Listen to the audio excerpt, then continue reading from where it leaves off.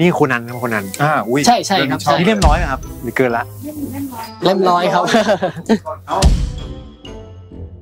30 ปีก็เราจะมีห้องหนึ่งที่แม้แต่พนักงานที่นี่ก็ยังไม่เคยมานี่มันยิ่งกว่ารับอีกนะนี่มันห้องน้ำเนี่ยฮะรับจริงๆโหห้องนี้ต้องใช้คำว่าประเมินมูลค่าไม่ได้สนใจอย่างครับ มันจะมียุคหนึ่งที่ถ้าเกิดมีฉากโป๊เนี่ยเราจะมีตัวขวางพังสงสัยในเรื่องแค่นี้เลย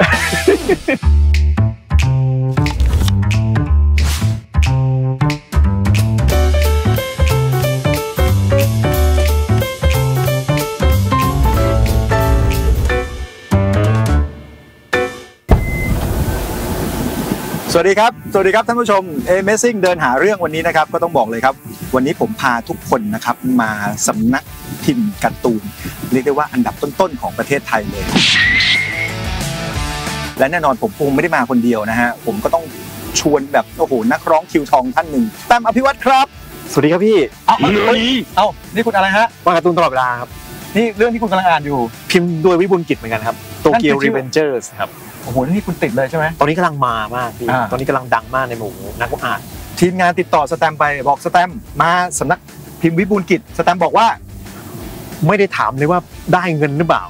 ไม่ได้ถามว่าคิวว่างไหมไปทันทีครับโอ้โหเพราะอยากมามานานมากครับพี่โตมากับวิบูลย์กิจเลยโอ้โหก็ต้องบอกว่ามีเรื่องที่ชอบตอนนี้คือโตเกียวรีเวนเจอร์แต่ว่าตอนเด็กก็อ่านตัววิบูลย์กิจก็พวกยายบะอะไรพวกนี้ครับการ์ตูนแอคชั่นทั้งหลายครับก็ต้องบอกว่าเนี่ยพวกเราเด็กๆทุกคนเนี่ยมีอิทธิพลจากการ์ตูนพอพูดชื่อวิบูลย์กิจปุ๊บก็จะแบบเฮ้ยมันเหมือนแบบเป็นชื่อสนุกของเรามีคำถามอะไรไหมเวลาเราอ่านการ์ตูนเรามีคำถามอะไรอยู่ในหัวไหมมีเยอะมากเลยครับมีเยอะมากแบบเวลาที่แบบมีรูปบ้าบิวอะแล้วเขามีฟอนต์เขียนว่าพังกว้างเนี่ยสงสัยแต่เรื่องแค่นี้เลย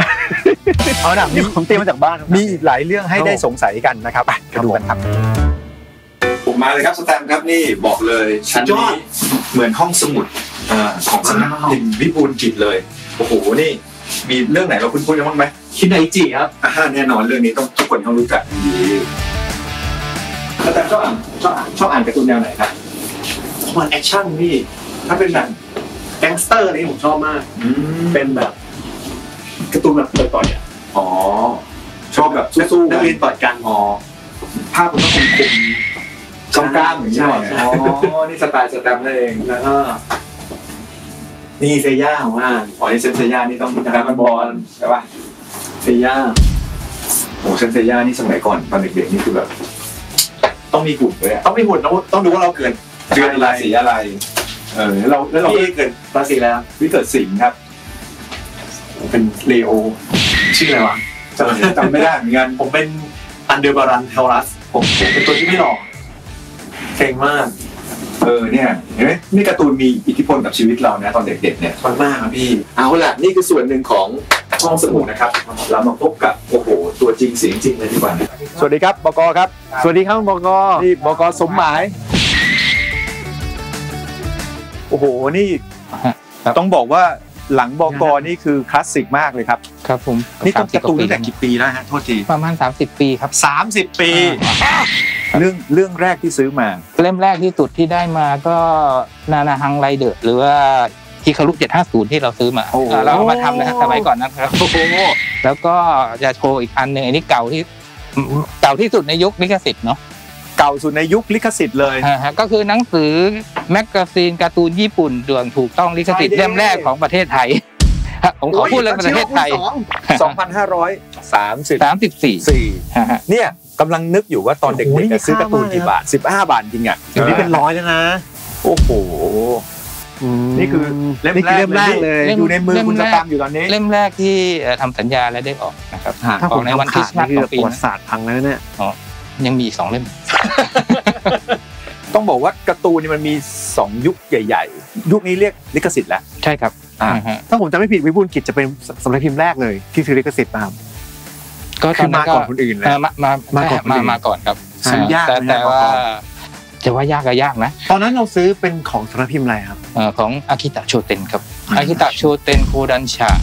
ชูเอชะโชกักุกังนะครับโชกักุกังนี่ก็โคนันในสมัยนี้โคนันเนี่ยก็ต้องประมาณ2-3 ครั้งเพราะเขาเห็นว่าเราออก เขาถึงจะยอมให้ แล้วตอนนี้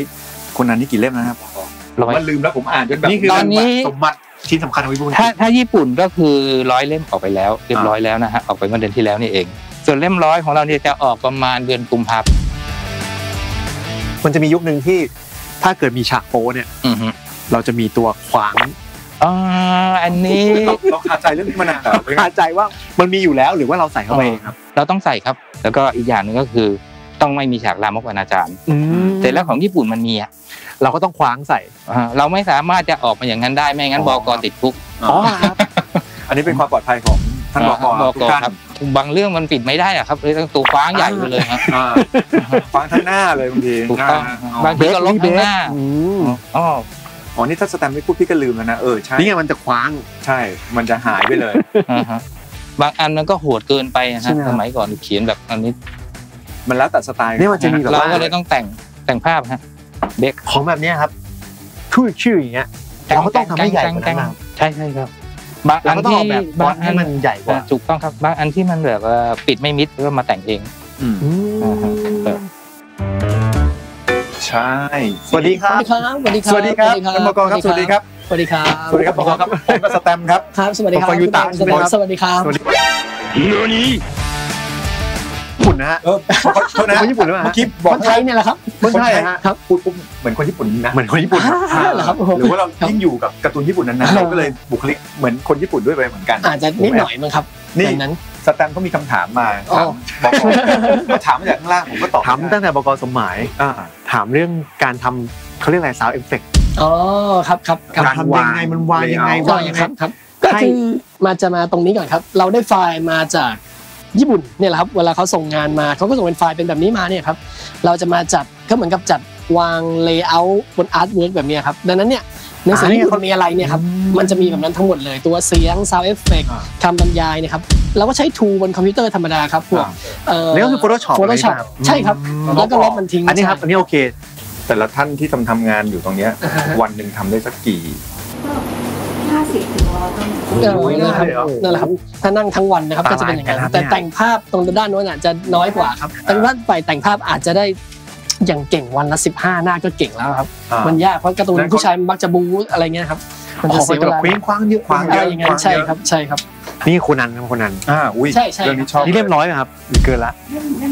เล่มร้อย เอาเล่มร้อยผมเห็นก่อนใคร ตายแล้ว ไปแล้วแบบเรา อย่างนี้เราก็ต้องรู้เรื่องก่อนใครเพื่อนเลยเนี่ยฮะ ค่ะ มีคนมาแอบถามนะใครเป็นคนฆ่า ไม่ค่อยมี ไม่ค่อยมี วันนี้ต้องขออนุญาตที่บก.กับคุณสแตมแนะนำให้แบบเรื่องราวการ์ตูนเรื่องไหนที่อยากให้คนดูตามสักนิดหนึ่ง ผมขอแนะนำเป็นเรื่องเกี่ยวกับการทำอาหาร ก็เป็นเรื่องภาษาไทยก็คือเมื่อวานเจ๊ทานอะไรถ้าเป็นภาษาอังกฤษก็คือ what you eat yesterday what you eat คุณพี่สแตมป์ครับมีอะไรอยากให้พี่อ่านไหม นี่ครับผม ได้ตามวัยได้หน่อยอะ จริงๆผมก็ไม่ได้อ่านการ์ตูนมาสักพักนะครับแบบหลายน่าจะ10 ปีเหมือนกันแล้วก็ช่วงโควิดเนี่ยรู้สึกไม่มีอะไรทำก็เลยสั่งการ์ตูนมาซื้อมาอ่านแล้วก็นี่ครับเพิ่งเจอโตเกียวรีเวนเจอร์คือได้ยินเรื่องนี้มานานมากแล้วว่าสนุกแต่ก็แบบยังแบบเห็นหน้าหนังก็ยังเฉยๆแล้วก็ลองซื้อมาเล่ม2 เล่มแล้วโหคือมันสนุกมากเลยแล้วก็เคยดูแอนิเมะแล้วรู้สึกว่ามังงะสนุกกว่ารู้สึกว่าแบบเขียนดุเดือดกว่าอะไรโตเกียวรีเวนเจอร์ตอนนี้เล่มเท่าไหร่แล้วตอนนี้ที่ถืออยู่คือ19แต่ว่าที่ผมมีที่บ้านคือ17เอ้าแสดงว่าที่นี่แม่ซื้อเลยได้ไหมฮะเนี่ยต้องถามเขาก็ซื้อได้นะครับในราคาสมาชิกขอบคุณครับราคาบก.มีอีกเรื่องไหมฮะให้ดูอีกสักเรื่องนึงก็น่าจะเป็นจันทาประกาศสิทธิ์ครับเรื่องนี้พูดง่ายๆคือความสนุกของมันหรือจุดขายของมันก็คือว่าเอานิทานต่างๆของทั้งอเมริกาและของญี่ปุ่นเนี่ยมารวมอยู่ในชุดนี้ทั้งหมดเลยมีทั้งพวกเจ้าหญิงจันทราโมโมทาโร่ของกริมก็มีอยู่ในนี้หมดเลยนะเอามาลงหมดเลยเนี่ยครับแต่ว่าเอามาเขียนเป็นแนวการ์ตูนบู๊ครับโอ้โหนี่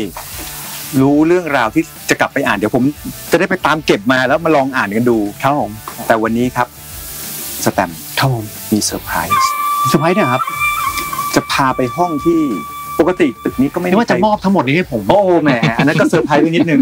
นะฮะเดี๋ยวคุณตกใจเกินไปนะเดี๋ยวช็อกไปไม่ดี ต้องบอกว่าเราจะมีห้องหนึ่งที่แม้แต่พนักงานที่นี่ก็ยังไม่เคยมาคุณสมัยไม่เคยเข้าเลยนะเป็นไม่ขนาดนั้นมั้ยเป็นห้องแห่งความลับเป็นห้องของผมเป็นห้องแห่งความลับใช่ไหมฮะใช่ครับผมลับไหมครับโอ้ยนี่มันยิ่งกว่าลับอีกนะห้องน้ำเลยฮะนั่นแหละครับเราต้องหาห้องน้ำก่อนด้วยอ่ะก็มันจะเป็นอย่างนี้ครับเพราะเหตุว่าไม่ได้ให้รู้นี่ห้องลับครับโหเฮ้ยไม่กล้าเข้าเลยเชิญครับเชิญสวยมากครับโอ้สวัสดีครับสวัสดีโอ้นี่ได้มาเจอพี่กระแตนี่ถือว่าเจ้าของเลยและนี่คือหนังสือการ์ตูนที่เป็นต้นฉบับใช่ไหมฮะนี่ภาษาญี่ปุ่นหมดเลยทุกเล่มเลยโอ้โหสแตมป์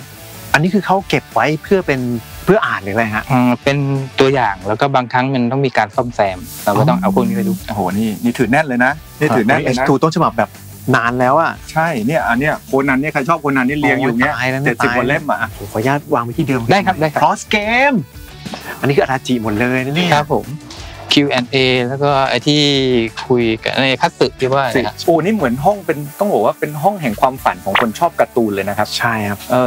เรียกว่าการ์ตูนดังๆของวิบูลย์กิจก็จะอยู่ในห้องนี้ทั้งหมดนี่เป็นต้นฉบับจากญี่ปุ่นครับผมโอ้โหสมัยก่อนเนี่ยจะเป็นยังไงฮะเป็นแบบพวกหนังสือที่เขาพิมพ์แล้วต่อมาบางครั้งเขาจะส่งมาเป็นไฟล์แต่ตอนเนี้ยเกือบจะ 100% แล้วเป็นไฟล์เราก็จะไม่มีเก็บแบบนี้ละใช่ไหมครับเราก็ต้องไปซื้อเองใช่เพราะว่าค่าขนส่งมันแพงนะฮะถ้าเกิดตอนนี้ส่งเป็นไฟล์เนี่ยมันแทบจะไม่ต้องเสียค่าขนส่งเลยเพราะเขาว่ามีกันอยู่แล้วบก.สมหมายฮะครับห้องนี้ต้องใช้คำว่าประเมินมูลค่าไม่ได้นะถ้าพูดถึงว่าหนังสือที่มันหาไม่ได้แล้วถูกต้องครับนี่ประเมินมูลค่ามันมีหนังสือบางเล่มที่ญี่ปุ่นเขายังตกใจเลยว่าเรายังมีอยู่เพราะที่โรงพิมพ์เขามันไม่มีแล้วเขาหาได้หมดแล้วเหมือนกันครับคือถ้าไม่เก็บเอาไว้มันไปหมดอ่ะครับผมถูกต้องฮะในร้านหนังสือเก่าของญี่ปุ่นบางทีก็หาไม่เจอครับคุณลงมาตี้นี่เห็นไหมนะครับไม่ทันขาดคำเนี่ยคนนี้อาจจะแบบที่ผมโตมากับเขาเลยที่พูดถึงเจ้ากระบวนการเนี่ยค่ะนี่เลยครับโอ้ยปกสวยมากเลยครับโอ้นี่พิมพ์ใหม่ใช่ไหมฮะแล้วจะพิมพ์อย่างนี้เลยไหมครับบุ๊กค่ะนี่เป็นกระดาษที่แบบญี่ปุ่นกระดาษอาร์ตมันไหมครับค่ะแล้วนี่มีขายไหมเรากำลังจะทำจำหน่ายเดือนมกราเล่ม 1 เล่ม 2กุมภาพันธ์ 34นี่เราเข้ารายการยังครับเดือนละ2 เล่ม2 เล่มจบเล่ม 10นะคะเข้าแล้วสิเราต้องอยู่ในรายการคุณนี่คุณเป็นน้องที่แบบโซนมากเลยเวลาเห็นการ์ตูนนี่แล้วไปซื้อได้ที่ไหนฮะก็ช่องทางมีหลายทางนะคะอย่างเช่นออนไลน์ก็ได้แล้วก็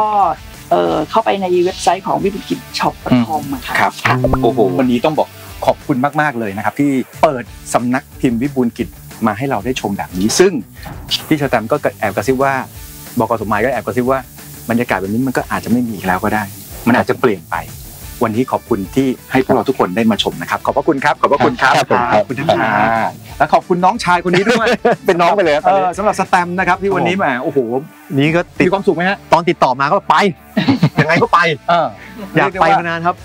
ตอนนี้มาที่นี่แล้วฝากผลงานสักนิดนึงสำหรับสแตมครับตอนนี้มีเพลงใหม่ครับชื่อเพลงฉันแล้วหนึ่งนะครับฟีเจอริ่งกับคุณตั้ง Bad Voice นะครับใครไม่พร้อมจะไปฉันแล้วใครไม่คิดอะไรฉันคิดถึงก็ติดตามได้ใน YouTube 123 Records นะครับแล้วก็สตรีมมิ่งทุกแบบเลยครับท่านผู้ชมครับวันนี้นะครับขอบคุณที่ติดตามรายการ Amazing เดินหาเรื่องนะครับก็ยังไงฝาก Subscribe นะครับกดติดตามนะครับช่อง YouTube ของ Sense Entertainment กันด้วยนะครับและ EP หน้าจะมีความพิเศษอย่างไรต้องติดตามกันนะครับวันนี้ขอบคุณทุกท่านครับนะครับขอบคุณพี่เอด้วยนะครับขอบคุณครับขอบคุณสแตมด้วยครับขอบคุณพี่สแตมครับขอบคุณพี่สมหมายด้วยครับผมมาถึงนี่สแตมคิดว่าจะอยู่ในนี้อีกสักพักนึงแหละนะเขาคงจะเดินรอบๆสักพักนึงถ่ายรูปได้เลยครับคนลุก4 ท่านเลยค่ะใจเล่มไหนล่ะครับเล่มนี้หรือเปล่าผมอ่านเมกาเมกาทีมงานผมอยากได้เมกาเล่มแรกรู้สึกว่าจะมีคนทำเมกาเขาเก็บเอาไว้นะฮะแต่เขาคงไม่ให้ใครหรอกโอเค